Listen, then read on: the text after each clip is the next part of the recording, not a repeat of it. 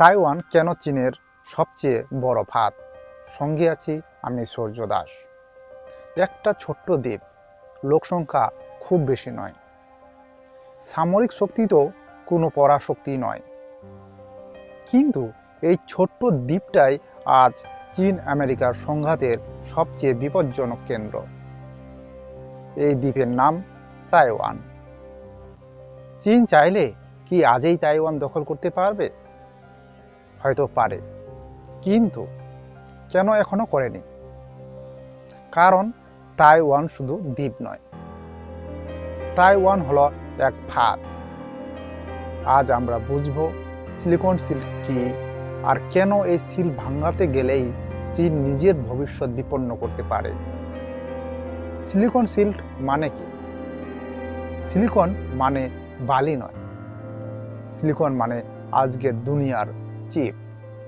এই ছোট্ট চিপ ছাড়া আজ কিছুই চলে না। মোবাইল, ইন্টারনেট, গাড়ি, অস্ত্র, কৃত্রিম বুদ্ধিমত্তা, সব কিছুর মস্তিষ্ক এই চিপ। আর এই চিপের হৃদয় কোথায়? তাইওয়ানে। কেন তাইওয়ান এত গুরুত্বপূর্ণ? বিশ্বের সবচেয়ে উন্নত চিপের বেশিরভাগটাই তৈরি হয় একটা মাত্র জায়গায়, তাইওয়ান। এই চিপ ছাড়া আমেরিকার যুদ্ধ বিমান অচল, চীনের কৃত্রিম বুদ্ধিমত্তা থেমে যায়, ইউরোপের শিল্প ব্যবস্থা ভেঙে পড়ে। তাইওয়ান তাই শুধু দ্বীপ নয়, এটি বিশ্ব অর্থনীতির নাভিকেন্দ্র। চীনের কাছে তাইওয়ান শুধু ভূখণ্ডের প্রশ্ন নয়, এটা জাতির অহংকার, ঐতিহাসিক দাবি, ক্ষমতার প্রতীক। চীনের বক্তব্য পরিষ্কার, তাইওয়ান চীনের অংশ, কিন্তু বাস্তবতা আলাদা। তাহলে চীন আক্রমণ করছে না কেন? চীন জানে তাইওয়ান মানে বিশ্ব অর্থনীতিতে ভূমিকম্প, নিজের শিল্পে আত্মঘাতী আঘাত, আরোপিত নিষেধাজ্ঞার পাহাড়। সবচেয়ে বড় কথা, চিপ কারখানা ধ্বংস হলে চীন নিজেও বাঁচবে না। এটাই সিলিকন সিল। সিলিকন সিল আসলে কিভাবে কাজ করে? ধরা যাক চীন কাল তাইওয়ানে ঢুকে পড়ল।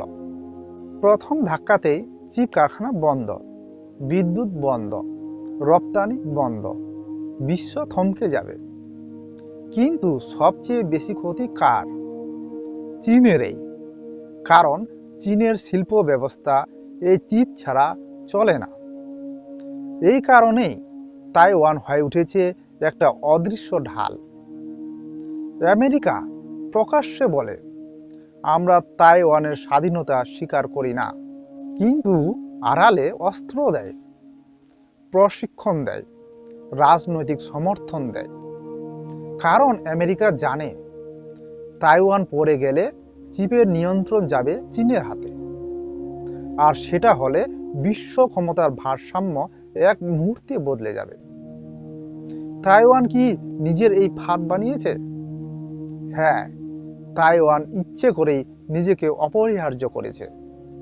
ওরা জানে আমরা যদি অপ্রয়োজনীয় হই, আমরা একা পড়ে যাব, কিন্তু আমরা যদি বিশ্বের জন্য অপরিহার্য হই, তাহলে কেউ আমাদের সহজে ছুঁতে পারবে না।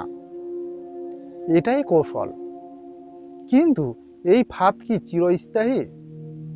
এখানেই বিপদ।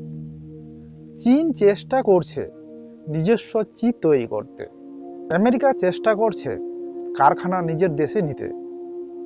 যদি কোনোদিন তাইওয়ান অপরিহার্য না থাকে, তাহলে সিলিকন সিল দুর্বল হবে, আর তখন তাইওয়ানের ভবিষ্যৎ আরও অনিশ্চিত। শেষ প্রশ্ন, তাইওয়ান কি নিরাপদ? না, কিন্তু তাইওয়ান একা নয়। এই দ্বীপ আজ চীনের জন্য সবচেয়ে বড় ফাঁদ। কারণ দখল করলে হার, না দখল করলেও অস্বস্তি। এটাই সিলিকন সিল্ডের শক্তি।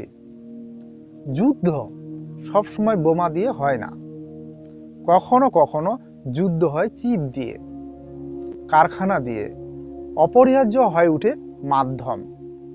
তাইওয়ান আজ একটি দ্বীপ নয়, এটা একটা প্রশ্ন। ক্ষমতা কি বন্দুকের নাকি প্রযুক্তির? আর এই প্রশ্নের উত্তরেই আগামী বিশ্বের দিক ঠিক করবে। ভালো থাকবেন, সুস্থ থাকবেন। আজকে আলোচনা এই পর্যন্ত। ধন্যবাদ।